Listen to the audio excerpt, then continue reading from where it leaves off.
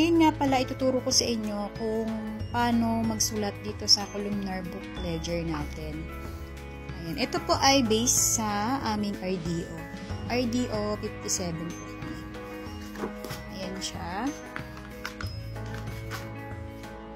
Dito sa taas is yung month, tsaka year, account, debit, and credit.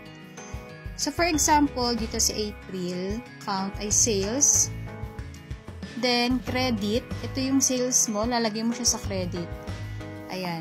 Kung meron kayong expenses, pwede nyo ilagay din dyan.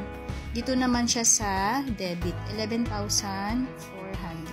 Ito naman kasi is April 16 na ako nag-start magpa-registered.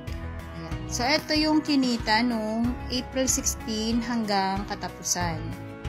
So, next natin, for example, itong May, sales uli siya. Ang kinita natin is 26,351. Tapos, meron din ako expenses dyan, stocks ko. So, sa debit din siya ilalagay. Meron akong 9,500. Next natin is yung June.